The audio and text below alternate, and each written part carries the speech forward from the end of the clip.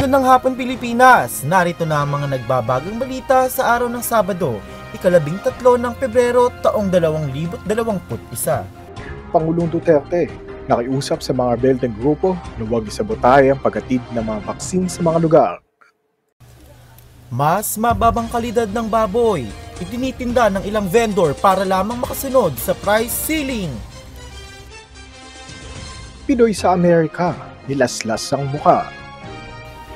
Mga asong kaya umunong makaamoy ng mga taong may COVID, sumabak na sa trabaho. At iba-ibang pasyalan, handang-handa na sumabak sa Valentine's Day. Magandang hapon Pilipinas, magandang hapon din sa ating mga tagapakinig at sa mga nanonood sa kanilang mga tahanan, sa kanilang telebisyon at sa ating live streaming sa iba't ibang social media accounts. At syempre, magandang hapon sa iyo, partner Kevin. Magandang hapon din sa iyo, partner AJ, pati na rin sa ating mga tagapakinig saan mang sulok ng Pilipinas. Isang panibagong araw na naman at panibagong mga panauwi na naman ang ating inaanyayahan sa ating programa upang talakayin ang isang napakapanahong usapin. Maaari nating sabihin na hanggang ngayon, ito ay nananatiling sensitibong paksa. Kaya naman, nais naming hilingin sa ating mga tagapakinig na maging bukas ang isipan sa ganitong usapin. Tama ka dyan partner Kevin, kaya naman ano pang hinihintay natin? Tawagin na natin ang ating mga panauhin para sa unang bahagi ng ating programa. Narito sina Ma'am Mary Grace, hindi niya tunay na pangalan, Sir Jonard at Ma'am Chris, upang lahukan tayong talakayin ng ating paksa ngayong hapon na ito. Magandang hapon po. Magandang hapon po sa inyong lahat. Magandang hapon po. Magandang hapon sa inyo. Gaya nga ng nabanggit ni AJ kanina, ang ating paksa ngayon ay sensitibo dahil tungkol ito sa mga taong namumuhay na may sakit na HIV o AIDS.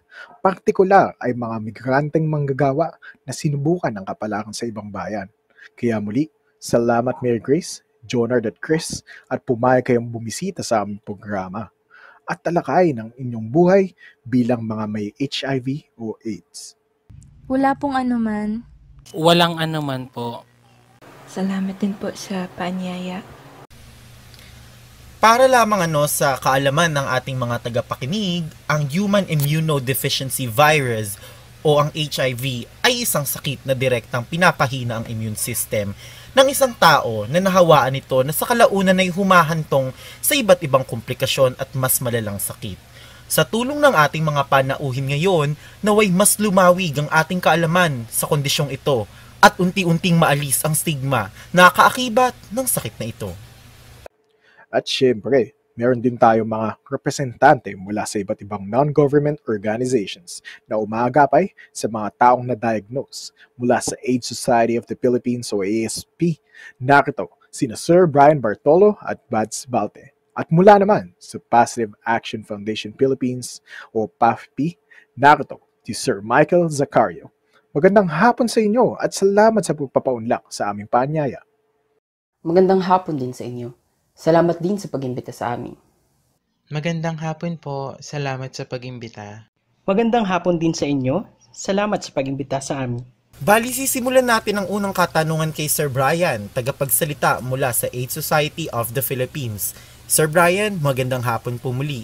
Ano po ba ang kinalaman ng kahirapan sa patuloy na pagtaas ng bilang na nagkakaroon ng HIV or AIDS, partikular sa sektor ng mga migranteng manggagawa? Maaari nyo ba kaming bahagian? Dahil sa malawakang kahirapan na nararanasan ng Pilipinas at gayon na din ang kakulangan ng oportunidad sa ating mga manggagawa sa iba't ibang larangan dito sa ating bansa, mas pinipili na lamang nila na mag-ibang bansa para sa mas malaking kita at makamtan ang maluwasang pamumuhay. Nariyan ang mga nasa larangan ng medisina, mga nurse at doktor, mga skilled workers, at marami pang iba. Nakakalungkot lamang na isipin na di lahat ay pinalad na maabot yung inaasahang maginhawang buhay pagtungtong ng ibang bansa at pagbalik dito sa Pilipinas. At ito ay dahil sa kanilang pagkakahawa ng HIV or AIDS. Sa mga ganitong usapin, sino-sino ang nasa likod ng kampanya laban sa HIV o AIDS? At ano-ano ang kanilang gampanin? Kevin, may iba't ibang ahensya ng gobyerno ang nasa likod ng mga kampanyang ito at gayon na din ang mga NGO o non-government organizations. Gaya naming Aid Society of the Philippines, kasama rin namin dito ang Positive Action Foundation Philippines Incorporated na aktibo sa kampanya laban sa AIDS na magsigasig sa pagkilos upang makilahok ang mga may HIV sa pakikipag-ugnayan sa mga ahensyang nakakapagbigay sa kanila ng access sa gamot na kanilang kailangan upang madugtungan ang kanilang buhay. Maraming salamat po, Sir Brian at Sir Bads. At bago tayo tumuloy sa ating mainit na diskusyon, magkakaroon lamang po tayo ng maikling patalastas at ito'y hatid sa inyo ng Yakult. Okay ka ba dyan? Batay sa datos ng DOH, HIV, AIDS, and ART Registry of the Philippines o HARP, mula Enero ng taong 1984 hanggang Oktubre ng taong 2020, mayroon nang naitalang 81,169 na kaso ng HIV at AIDS sa Pilipinas. At 76% nito ay pawang mga kalalakihan. Kaya laging ipinapaalala na ugaliin na magpa-test para sa HIV at ugaliin din ang paggamit ng kondom sa pakikipagtalik upang mapigilan ang pagkalat ng sakit na ito.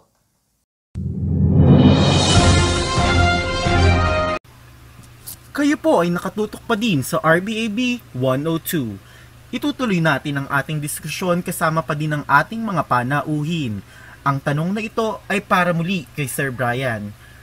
Sir Brian, maaari po ba naming malaman kung mayroon bang mga pag-aaral or kahit mga pananaliksik na nagawa patungkol sa dumaraming kaso ng HIV or AIDS, partikular sa sektor ng mga migranteng manggagawang Pilipino? Mayroon ng mga nailimbag na pag-aaral at pananaliksik na tinatalakay ang statistikong datos ng pagtaas ng HIV or AIDS sa bansa at gayon na din sa kung paano ito nakaaapekto sa buhay ng mga individual na nahawaan ng naturang sakit. At isang magandang halimbawa nito ay ang pananaliksik na akda ni Roberto Javier Jr. na tumatalakay sa kung paano higit na nakakaapekto at paano binago ng HIV ang buhay ng mga taong nahawaan nito. Partikular sa mga magulang na kanyang nakapanayam na patuloy na nakikipaglaban para sa kanilang buhay at gayon na din para sa kanilang pamilya. Ngayon na nabanggit ang mga magulang na umakap sa ganitong balakid, ang tanong naman na ito ay para sa isa pa nating panauhing biktima na nakamamatay ng sakit na ito. Narito si Ma'am Mary Grace, hindi niya tunay na pangalan. Ma'am Mary Grace, salamat sa iyong pahintulot na ikay aming makapanayam. Maaari mo bang ilahad sa amin ang iyong mga karanasan at nalalaman tungkol sa sitwasyon at paano mo ito hinaharap sa perspektibo bilang isang magulang? Marami pong salamat, Sir Kevin. Isa lamang po ako sa mga magulang na may ganito pong sitwasyon.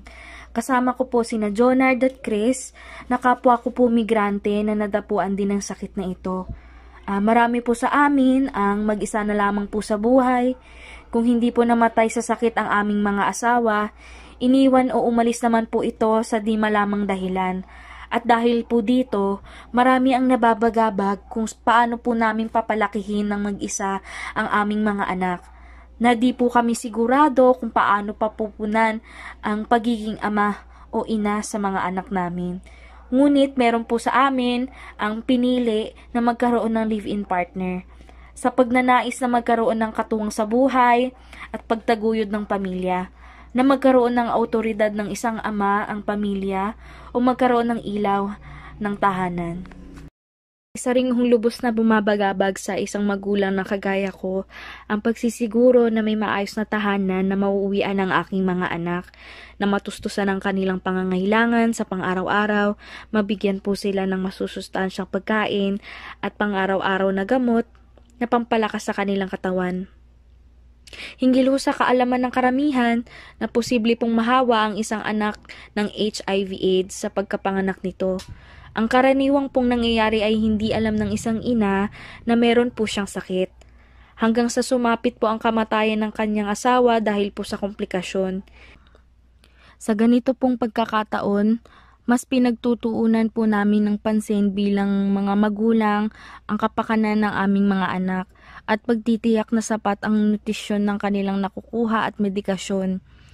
Lahat ng ito po ay mahalaga sa amin dahil gusto po naming masiguro na bago man po dumating ang kinakatakutan naming mangyari, ang pagkamatay sa komplikasyong dulot nito. Isa lamang yan sa labis na pagkabahala naming mga nahawaan ng sakit na ito. Nariyan ang pagkakalungkot ng aming sinapit dahil po sa realidad na wala pong lunas ang sakit na ito at pagbabago sa aming pamumuhay. Sa mga pisikal na gawain, mabilis na po kaming mapagod at di po kami makakilos gaya po ng normal na tao. Ang ARV o antiretroviral drug na lamang po ang nagpapahaba ng aming buhay. Iba naman po ay nakakaranas po ng penomenong Lazarus kung saan po ay tingin po nila ay sila po ay patay na at nabuhay lamang pong muli. Hindi ko po maitatangging may mabuting naidulot ang pagiging magulang namin, ngunit sa kabila po nito, nandyan pa din po ang banta ng sakit na unti-unting umuupos po sa amin. Maraming salamat sa paglalahad at pagbabahagi mo ng iyong kwento sa amin, Ma'am Mary Grace. Ang susunod naman nating katanungan ay para muli kay Sir Bads. Sir Bads, ano-ano ang mga pangunahing pangangailangan ng isang taong mag-anak na may ganitong sakit? Kevin, hindi naman nalalayo ang pangangailangan ng isang taong may HIV sa mga taong may malulubhang sakit. Kailangan din nila ng masustansyang pagkain, damit, tirahan, at lalong-lalo na syempre ang medisina. At para sa iba naman na may isang anak na sanggol, pinaglalaanan ng gatas na binibili para mas maging masustansya o mas maging malakas ang pangangatawan ng isang bata. Gaya ng isang tipikal na pamilya, importanteng binibigyang pansin nila ang pagtuturo sa kanilang mga anak ng kahalagahan ng pag-aalaga sa katawan at kalusugan. Tunay nga pong kapupulutan ng mga kalaman ng inyong ibinahagi sa araw na ito, Sir Bads at Sir Brian. At maraming salamat po. Bago naman tayo tumungo sa pangalawang bahagi ng ating programa kung saan makakasama pa natin ang ibang panauhin sa araw na ito, magkakaroon lamang tayo ng maikling patalastas na hatid sa atin ng Bonakid, Batang May Laban. Ayon sa Department of Health o DOH, isa ang Pilipinas sa 7 bansa ang may pinakamabilis na pagtaas ng HIV o AIDS. Ayon sa departamento, ang kakulangan ng kaalaman ng mga Pilipino ang sanhi kung bakit tumataas ang paglaganap ng sakit na ito. Halos gayon din ang binanggit ni Ginang Teresita Pagasaw na isang country coordinator ng UniAIDS. Ayon dito, dapat alamin o malaman ng mga Pilipino ang wasto at sapat na impormasyon tungkol sa HIV o AIDS upang maiwasan ang pagdami o pagtaas ng mga positibong kaso.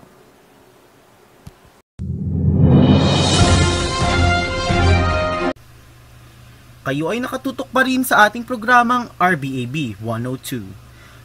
Tumungo na tayo ngayon sa ikahuling bahagi ng ating talakayan. Makakasama naman natin ang tagapagsalita mula sa Positive Action Foundation Philippines Incorporation or PAFPI na si Sir Michael at isa ding magulang na may kaparehong sitwasyon ng ating unang panauhin na sina Sir Jonard at Ma'am Chris, mga hindi nila tunay na pangalan. Sir Jonard, nais ko lamang pong malaman ano po ba ang importansya ng pagkakaroon ng sariling bahay or tahanan at suporta mula sa isang kamag-anak sa ganitong sitwasyon? Maaari mo ba kaming bahagian? Thank you, Sir AJ. Syempre bilang isang magulang, isa sa aming kinakatakutan ay ang walang mauuwi ang ligtas na tahanan ng aming mga anak sa oras na kami ay pumanaw. At maliban dito, mahalaga ring maipasa namin ang aming mga kaalaman kung paano sila makakapamuhay at makatayo sa kanilang sariling paa pag dumating ang panahon na sila ay ulila na. Napakahirap para sa amin, para sa tulad naming may mga sakit na HIV na walang tahanan o walang sariling pamamahay. At isa ito sa aming kapanatagan ng loob na magkaroon ng maayos na pamumuhay at tahanan ang may iwan naming pamilya, siyempre yung aming mga anak. At bukod pa rito, hindi lahat ay may kakayahan at makabili ng sariling bahay at lupa o kakayahang mga pahan. At syempre, sinisigurado namin na meron ang aming mga anak na matatakbuhang kamag-anak sa oras ng pangangailangan.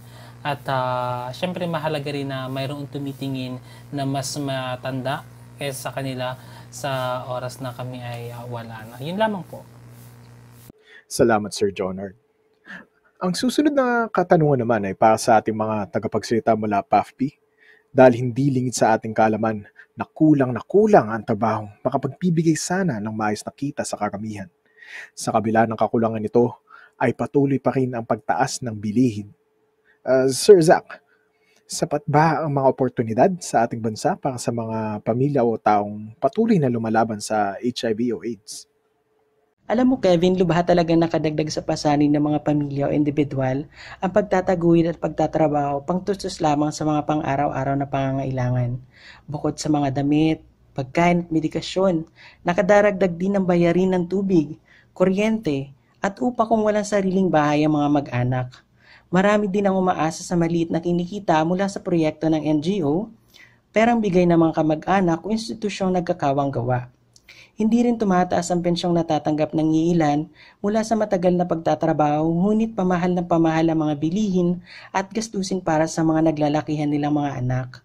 Mayroon namang iilan na nakapagtabi ng pera na siyang ginamit upang makabili ng lupain at makapagsimula ng maliit na negosyo. Ang iba na may pinagkakasya ang pensyong natatanggap. Mayroon sa kanila ang nauubusan ng ipon dahil sa pagpapagamot at ang kinalauna ay pumanaw din dahil sa AIDS. Ilan sa mga matatandang magulang naman ang patuloy na sinusuportahan ng pinansyal ang mga anak, pambili ng gamot gaya ng ARV at panggastos sa bahay. Isa pang rason kung bakit lalong apektado ang kanilang pamumuhay ay sa kawalan ng oportunidad para sa mga taong nabubuhay na may HIV. Dahil sa kanilang estadong medikal, di sila matanggap sa mga trabahong nais silang pasukan. At maliban dito, isa ring malaking balakid ang pagbabago sa kanilang mga pisikal na katawan. Madaling mahapo at mapagod sa konting pagkikilos at paggawa ng mabibigat na trabaho. Kaya ang ilang mga ina ay gumagawa ng mga palamuti gaya ng kwintas na kanilang ibinibenta para sa pandagdag kita. At dahil sa pagkawalan ng tiyak at pagkakakitaan, nagbago ang estilo ng kanilang mga pamumuhay. Nariyan din ang takot na iiwan ng mga kaibigan, kasamahan at pamilya, at ang huli ay pagkakaroon ng pagsisisi o guilt sa mga dating inuugali. Maraming salamat po sa mga impormasyon. Ang susunod ko pong tanong ay para kay Ma'am Chris. Maliban po sa epekto ng HIV or AIDS sa aspektong pinansyal, saang aspekto pa po ba ito higit na nakakaapekto sa isang taong nabubuhay na may ganitong kondisyon? Maaari mo ba kaming bahagian? Maliban po sa kakulangan ng oportunidad para makapagtrabaho, isa rin po sa kinakaharap ko ngayon ay ang epekto po sa pangangatawan at emosyonal sa nagpatong-patong po na suliranin, pagkawala ng regular na pagkakakitaan, yung kawalan ng oportunidad po para makapagtrabaho at pagkaubos ng naipong pera para sa oras ng pangangailangan. Idadagdag pa po doon ang pangangailangang ipagpatuloy ko yung pagpapagamot ko. Kaya kailangan po talagang patuloy ang paghahanap ng mapagkukunan ng ikabubuhay, lalo at laganap pa din ang kahirapan po sa bansa. Maraming salamat po sa pagbabahagi ng inyong kaalaman at mga kakanasan sa amin. Lubos kaming nagpapasalamat sa matapang na pagtanggap sa aming paanyaya dito sa aming programa. Maraming salamat po. At partner Kevin, nabatid ko lamang na nahaharap sa maraming suliranin ang mga magulang na nahawaan ng HIV. Iba't iba merong pagkawalan ng mahal sa buhay, kakulangan ng oportunidad na kumita ng pera or trabaho, diskriminasyon, at ang walang katiyakan sa kalagayan ng kanilang kalusugan. At nariyan din ang iba't ibang suliranin sa paggagamot, dala ng kawalan ng pera. Marami ang hindi masustentuhan ang paggagamot nila para mapabuti ang kanilang kondisyon. At sobrang laking tulong ng ginagawa ng mga non-government organizations para kumalap ng pondo at maging tulay para matuloy-tuloy ang gamutan ng ARV ng mga may HIV. Tayo bilang isang Pilipino, huwag na nating dagdagan pa ang suliraning kanilang kinakaharap sa pakikipaglaban sa HIV o AIDS. Ang layunin ng ganitong talakayan ay mapalawig pa ang kaalaman ng publiko tungkol sa usaping ito at sa kung paanong paraan tayo makakatulong sa ating mga kababayan sa kanilang laban. Tama ka dyan, partner Kevin. At bago ang matapos ang lahat, nais namin magpasalamat sa aming mga tagapakinig sa araw na ito. At maraming salamat sa patuloy na pagtangkilik ng aming programa. Ako po si Kevin Bagayas. At ako naman si Anthony John Alonte. At partner, batiin din natin ang ating mga tagapakinig ng Happy Valentine's Day. Oo nga, maligayang araw ng mga puso sa inyong lahat. Tutok lamang po kayo at susunod na ang pag-uulat ng ikalawang pangkat. Happy weekend!